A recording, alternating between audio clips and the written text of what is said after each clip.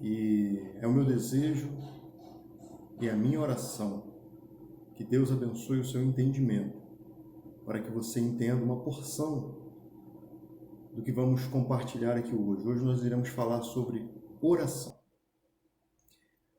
Para começar, eu gostaria de pensar sobre o versículo que está em 1 Tessalonicenses 5,17, versículo pequeno, mas muito importante para todos nós. Orai sem cessar. O apóstolo Paulo, ele vai falar de uma necessidade constante de oração. Uma necessidade constante de se falar com o seu Criador, com o nosso Criador. Os objetivos desse estudo é, em primeiro lugar, fazer com que você tenha uma consciência ampliada a respeito do dever e do privilégio que você tem de orar. Segundo, ter um horário específico para orar. Desenvolver, ter esse cuidado de procurar separar um momento para a oração. Terceiro objetivo dessa lição é praticar a oração em todos os momentos da sua vida, como nós vimos no versículo base aí da nossa lição de hoje. Portanto, eu gostaria de tecer umas palavras iniciais sobre a oração. Deus, ele cria o homem para um relacionamento com ele. Deus, ele cria Adão, cria Eva, coloca no jardim para tomar conta, mas estava sempre em constante contato com Adão.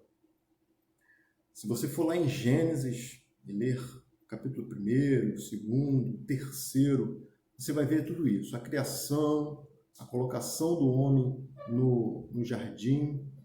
E aí você chega no capítulo 3, do verso 8 ao 10, no versículo 10 especificamente, diz assim: Adão, após ter pecado, ele diz o seguinte: ouvi teus passos no jardim e fiquei com medo, porque estava nu. Então, esse versículo mostra Adão pós-pecado, agora sabendo que estava nu, vendo que Deus estava chegando próximo a ele, temeu estar próximo de Deus. Isso nos mostra que Deus, desde o princípio, quis ter um relacionamento com o ser humano. Deus tinha um relacionamento com Adão, com Eva, e aí esse relacionamento ele foi quebrado por conta do pecado, uma transgressão. Aquilo que pecado é nada mais do que o homem fazer aquilo que Deus não queria que ele fizesse. Isso é pecado, isso é errar o alvo. E para restabelecer esse relacionamento, Deus envia seu Filho, Jesus Cristo, para restabelecer, para recompor, para unir as partes que foram quebradas através do pecado, da desobediência do ser humano. E a oração é parte integrante, é parte fundamental de um relacionamento com o nosso Criador. É pela oração que nós nos dirigimos a Deus, é pela oração que nós conversamos com Ele. E uma conversa, é importante que se diga, tem sempre os dois lados. Você fala, mas você também ouve. Muita gente quer só falar, né? Eu falo, mas não dá oportunidade de ouvir a resposta de Deus. E muitas vezes Deus responde e passa despercebido porque você está mais preocupado em falar, em desabafar. O que não é ruim, é bom falar, é bom desabafar, mas existe um momento que a gente precisa parar para ouvir Deus falar conosco. Bom, existem algumas definições de oração. Eu gostaria de passar para vocês algumas delas. Em geral, oração é uma conversa com Deus, como eu falei. É você falar e você também ouvir o que Deus tem a falar para você. No Antigo Testamento, a palavra que fala sobre oração, a palavra oração, ela significa orar, interferir, mediar, julgar, né? A palavra que mais aparece aí, pelo menos cerca de 77 vezes. Então, no Novo Testamento, as palavras, ela significa rogar, desejar, prover. Algumas definições de teólogos que falaram sobre oração, as suas definições. Um teólogo muito conhecido nosso, que é o C.S. Lewis, diz assim: as minhas orações não mudam a Deus, mudam a mim mesmo. Interessante essa oração, né? Não é uma oração para mudar o coração de Deus no sentido dele fazer agora a minha vontade. Não, mas muda o meu coração para que a vontade de Deus seja feita. O Agostinho diz o seguinte: a oração é o encontro da sede de Deus com a sede do homem. Também se encaixa nessa junção, né? Quando Deus quer uma coisa e você ora em razão daquilo que Deus quer. Por exemplo, Deus quer que todos os seres humanos sejam salvos. E aí a sua oração é: Senhor, me dá habilidade, me dá sabedoria, me dá condições de evangelizar o meu próximo. Essa oração, ela casa. É a sua sede com a sede de Deus. Uma outra definição agora de Calvino diz o seguinte: a oração é o antídoto para todas as nossas aflições. Então, Calvino ele vai dizer que a oração, no entendimento dele, a oração é o antídoto. Ou seja, é quando você está preocupado, é quando você está desesperado com determinadas situações, você ora, você acalma o seu coração, porque você tem fé num Deus que pode prover as suas necessidades, que pode acalmar o seu coração diante da tempestade. Um Deus que, mesmo em meio a lutas, ele te dá tranquilidade para prosseguir. Muitas vezes ele não te tira da luta, mas ele te ajuda a passar pela luta. Essas são algumas definições sobre oração. Oração também é bom que se diga que não é um ato mágico. Oração não é eu pedir e vou receber. Talvez alguém possa estar se perguntando aí, mas aquele versículo que diz: pedi e dar-se-vos-á, buscai e achareis, batei e abri-se-vos-á. Então, talvez esse versículo possa dar uma falsa impressão de que o que eu quero, eu peço e Deus concede a mim, o meu desejo. Isso não seria interessante pensar dessa forma, porque nós somos criaturas, Deus é o Criador. Quando nós oramos na vontade de Deus e não na nossa. Então, quando eu oro pedindo a Deus que faça a minha vontade, eu tiro a soberania de Deus e me torno um criador no lugar de Deus, sendo quase que como uma pessoa que está à minha disposição para fazer aquilo que eu quero, né? Mesmo entendendo que isso às vezes acontece sem maldade, sem querer, mas às vezes nós nos colocamos no lugar de Deus e queremos que Deus faça a nossa vontade. Pedir e dar-se-vos-á. Mas a Bíblia não diz o que ele vai te dar, né? Ele vai te responder, mas de repente a resposta de Deus não é a resposta que você está querendo ouvir. Então a gente crê na soberania de Deus, porque ele pode fazer o que ele desejar. Alguns propósitos da oração. A oração é para a nossa transformação de mente. Quando eu oro a Deus, eu peço a Deus para transformar a minha mente. Baseado no versículo de Romanos 12, capítulo 12, verso 2, que nos diz o seguinte: não vos conformeis com esse mundo, mas transformai-o pela renovação do vosso entendimento, da vossa mente, para que experimenteis qual seja a boa, perfeita e agradável vontade de Deus. E quando eu oro a Deus, eu tenho que pedir para que Deus renove a minha mente. E não para que eu faça uma oração insistente para mudar a mente de Deus. Quem tem que mudar sou eu, e não Deus. É a minha vontade precisa ser alinhada à vontade do Pai. e não a vontade do Pai ser feita de acordo com a minha vontade. É isso que a gente precisa pensar, perceber quando nós orarmos. Então a gente ora por uma renovação do nosso entendimento. A minha oração tem que ser nesse sentido, porque quando eu quero fazer a vontade de Deus, Deus se apraz na minha oração. Deus se agrada de ver um coração desejoso de fazer a vontade dele. Porque quando eu desejo fazer a vontade de Deus, eu estou dizendo para Deus, Deus, eu entendo que o Senhor é soberano na minha vida e que a tua vontade é a melhor para mim. Uma coisa interessante também da gente pensar é que Deus, ele deseja que nós clamemos a ele.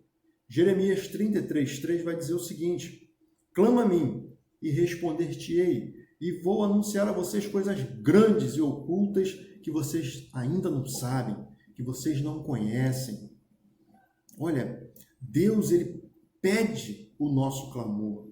Ele é desejoso de que nós clamemos a ele. Então, quando nós clamamos a Deus, quando nós pedimos a Deus, quando nós oramos a Deus, nós estamos em obediência. Então, a oração é um ato de obediência também. Quando nós estamos fazendo aquilo que Deus pede que nós façamos. Coisa maravilhosa é perceber que estamos no centro da vontade de Deus. Estamos fazendo aquilo que agrada ao coração de Deus.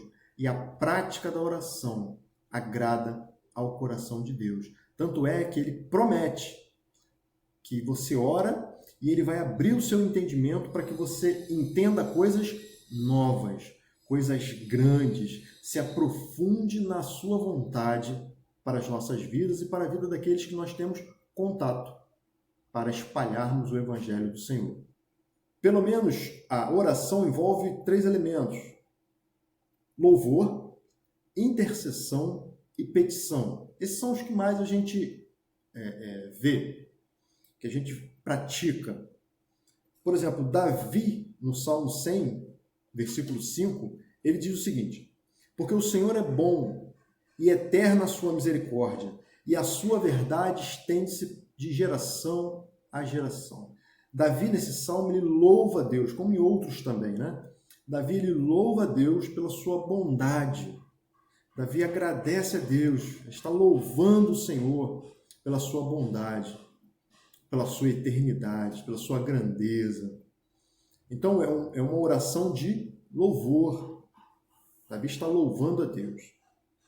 Uma oração que, para mim, é uma oração a mais maravilhosa que existe, não poderia ser diferente da que é do nosso Mestre Jesus Cristo. Ele faz em João 17, ele diz o seguinte, 17, versículo 20. Eu não rogo somente por este, mas também por aqueles que irão crer na sua palavra, que através da sua palavra crerão em mim. Olha, irmão, Jesus orando pelos discípulos, pelos apóstolos e por nós, que iríamos receber a palavra de Deus vinda dos apóstolos, passada de geração a geração. Então, é uma oração intercessória. É quando você ora por uma outra pessoa. A oração de Jesus é assim, uma oração intercessória, que se preocupa com as pessoas. Talvez você esteja passando por alguma dificuldade ou algum ente querido da sua família esteja passando por uma dificuldade e não há nada de errado, muito pelo contrário, de você orar, de você pedir a Deus, de você interceder a Deus por uma vida, por uma pessoa, por um ente querido, por um amigo, vizinho, enfim. Jesus, ele fez isso. Fez uma oração por eles e por todos nós. Uma oração de petição agora. Salomão, ele pediu por sabedoria. Você vai encontrar isso em 1 Reis 3, de 5 a 9. Diz o seguinte, versículo 9. Portanto, dá-me sabedoria para que eu possa governar o teu povo com justiça e saber a diferença entre o bem e o mal. Se não for assim, como é que poderei governar este tão grande povo? Salomão, ainda novo, começa o seu reinado, e Salomão ele poderia pedir bens, ele poderia pedir muitas outras coisas, mas ele pede sabedoria.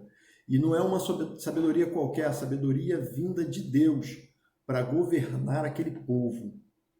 É um povo grande, o povo de Deus, mas que precisava de alguém sábio no poder para governar. Irmãos, como nós estamos precisando de pedir isso a Deus, sabedoria para nós, para os nossos governantes, para que possamos ter dias melhores, para que possamos viver em paz, né? Então, é necessário. Talvez se todos os cristãos pedissem por sabedoria, teríamos um mundo transformado por essa sabedoria. Uma sabedoria que vem do alto, uma sabedoria que transforma as pessoas, um alinhar de pensamentos, andar de acordo com a vontade de Deus, fazer a vontade de Deus. Irmãos, seria maravilhoso que nós busquemos sabedoria, pedir sabedoria a Deus. Então nós falamos de alguns elementos da oração. Não poderíamos deixar de falar da oração modelo que Jesus nos ensinou. Também é importante ressaltar que a oração que Jesus ensinou, a oração chamada Pai Nosso, ela não é uma simples repetição, tá? Não é algo mecânico, é algo que nós precisamos entender os elementos que compõem essa oração e não recitá-la apenas como algo mecânico, sem mesmo pensar naquilo que nós estamos recitando. Por exemplo, eu dividi aqui ela em 4 partes, né? E ela diz o seguinte: essa oração se encontra em Mateus 6, de 9 a 13, pois vocês quiserem conferir, e é importante que confiram. A oração do Pai Nosso diz assim: Pai nosso que estás no céu, santificado seja o teu nome, venha o teu reino. Até aqui, nós podemos perceber alguns elementos da oração. Intimidade com Deus. A gente percebe Pai Nosso. É intimidade. É meu Pai. Eu preciso ter intimidade com Ele. O elemento fé, né? Eu só oro se eu tenho fé. Se eu não tiver fé, a minha oração, né, eu peço a Deus porque eu creio que Deus pode fazer aquilo que eu estou pedindo e, além disso, muito mais. Então, eu tenho fé, um elemento de fé. Jesus pediu com fé. Adoração, também é um dos elementos aqui. Ele adora a Deus. Santificado seja o teu nome. Adorar a Deus, né? Nas nossas orações a gente precisa adorar o Senhor e dizer: Senhor, Tu és grande, Tu és maravilhoso na minha vida, Tu és poderoso. É uma oração de adoração a Deus. Louvor, louvar o nome do Senhor, agradecer, também reconhecimento da soberania de Deus. Venha o teu reino. O reino é de Deus, a soberania é de Deus, é Ele que pode todas as coisas. Submissão, santificado seja o teu nome, não meu. Venha o teu reino e não meu. Então, é submissão, é entendimento de que Deus é maior do que nós. Então, a vontade sempre deverá ser feita, que deverá ser feita é a dele e não a minha. Segunda parte da oração diz assim: seja feita a tua vontade, assim na terra como no céu. O pão nosso de cada dia nos dá hoje. Aqui Jesus ele pede, né? É uma oração de petição. Ele está pedindo: Senhor, seja feita a tua vontade. Como a gente precisa entender isso e praticar isso. Seja feita a tua vontade, Senhor, não a minha. Por mais que a gente tenha vontade, irmãos, a gente tem vontade, mas a vontade que deve prevalecer é do Senhor. Terceiro fragmento dessa oração: e perdoa-nos a nossa dívida, as nossas dívidas, assim como nós temos perdoado os nossos devedores. Uma oração de confissão, confessar. Nós devemos confessar a Deus os nossos pecados, as nossas falhas. Aqui Jesus não confessa o pecado, tá? É bom que se diga isso, deixe bem claro. Jesus não tem pecado. Não teve, não tem pecado. Jesus é Deus. Mas, para nós, o ensinamento que traz é que nós devemos confessar os nossos pecados, as nossas falhas, as nossas dificuldades, debilidades e colocar isso diante de Deus como petição, como confissão, melhor dizendo. O último fragmento diz assim: e não nos deixe entrar em tentação, mas livra-nos do mal. É uma oração de pedido, ele está pedindo a Deus para não deixar entrar em tentação. E uma oração de livramento. Senhor, me livra do mal. Né? E ao pensar no mal, a gente pode pensar o seguinte: qual é o maior mal que a gente precisa ser livre? É uma pandemia? É uma doença? Existem vários males na sociedade e na vida, mas o maior mal que a gente precisa pedir a Deus para nos livrar é o mal de não pertencermos a Ele. É o mal de não identificarmos nele, não termos nele, não crermos nele e não crermos em Jesus para a vida eterna, como nosso Senhor e nosso Salvador. O maior mal que o ser humano poderia ter é ficar sem Jesus. É ficar sem aceitar o Cristo que veio ao mundo e morreu por mim e por você, para que nós pudéssemos ter a vida eterna. Porque os males dessa terra, desse mundo, fatalmente passaremos por alguns deles. O próprio Jesus falou: no mundo tereis aflições. Então o maior mal é estar fora da presença de Deus. Livra-nos, Senhor, desse mal, de estarmos fora da tua presença, de estarmos fora de fazer a tua vontade, de estarmos longe do Senhor, de estarmos distantes da tua vontade. Esse é o pior mal. Esse nós devemos orar sempre, né? Livra-nos, Senhor. Como orar? Aqui eu vou dar umas coisas aqui, mas não é para ficar algo mecânico, né? É algo que a Bíblia nos ensina e eu vou passar para vocês algumas coisas aqui, como orar. Bom, primeira coisa que eu entendo é a oração deve ser dirigida a Deus. Isso é como?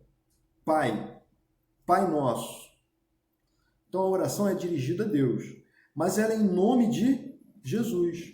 Jesus fala: tudo que pedirdes ao Pai em meu nome. Então eu peço a Deus em nome de Cristo. Por quê? Porque foi Cristo que morreu em meu lugar, no seu lugar. Então é nos méritos de Cristo Deus aceita a minha oração. Outros. Agora, quando orar? Nós devemos orar, primeiramente, constantemente.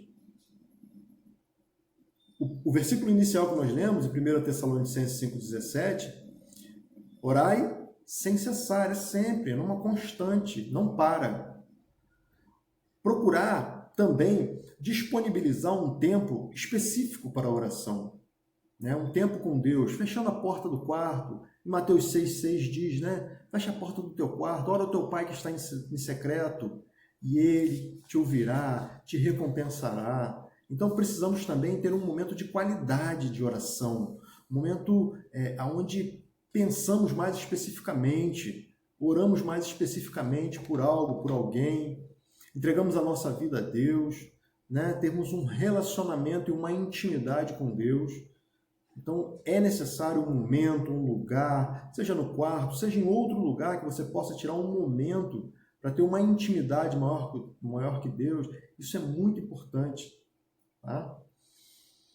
E para nós finalizarmos, oração é um privilégio que nós temos. Então não abra mão desse privilégio por qualquer outra coisa.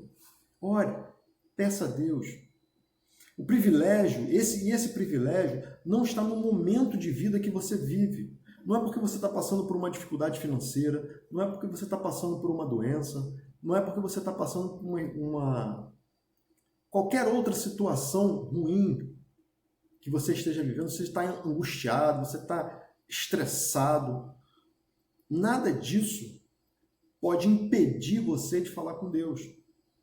Então, o privilégio está em falar com Deus em todos os momentos da minha vida. E não em momentos específicos. Eu estou feliz, então agora eu falo com Deus. Eu estou triste, Deus, então agora eu não tenho nem cabeça para falar contigo. Não! Deus é o nosso Pai íntimo e a gente precisa conversar com Ele em todos os momentos da nossa vida. E é interessante que mesmo sem a gente ver, sem a gente até mesmo falar, ouvir, né, um ouvir audível, a gente pode entender pela fé que Deus sim nos ouve a nossa oração e deve responder de acordo com a vontade dele. Por isso nós devemos descansar, devemos estar em paz, porque oramos, mas não devemos ficar ansiosos. Não, Deus agora vai fazer o que eu estou pedindo, então Deus vai fazer. Mas se Deus não quiser fazer, Ele é soberano, a gente precisa entender isso. A vontade de Deus, ela é soberana, e Deus pode fazer, ou Deus pode não fazer. O que compete a mim é pedir, é agradecer, é louvar, é me consagrar cada dia mais e mais. E o que compete a Deus? Dar ou não. Deus pode dar, Deus pode não dar, ou Deus pode dizer, espera um pouquinho, que mais à frente eu te dou. Então, Deus é que sabe. Eu e você não sabemos o que é melhor, nem mesmo para a gente mesmo. Nem mesmo para nós. Então, deixemos isso com Deus. Bom, apesar de tantos conceitos, né, o como, o quando, aonde, porquê e tudo mais, nada disso pode tirar de nós a liberdade e a espontaneidade de orar. Você deve orar, sim, no momento que você tiver, não como uma regra, não como um rito, não como uma mágica que vai falar e vai acontecer, não, mas espontaneamente, de coração aberto, falando com Deus aquilo que você sente, aquilo que você quer. Você pode pedir aquilo que você quer, tudo você pode colocar diante de Deus, não há nada que você possa... tudo você pode falar com Deus, não encubra nada de Deus, até porque Ele sabe de todas as coisas. Mas a oração é um relacionamento. Você está dizendo para Deus, eu preciso me relacionar com Deus, eu tenho sede de falar com Deus. Por isso, fale com Deus, ore, pratique a oração. Esse é o desejo, é o meu desejo, em nome de Jesus. Amém.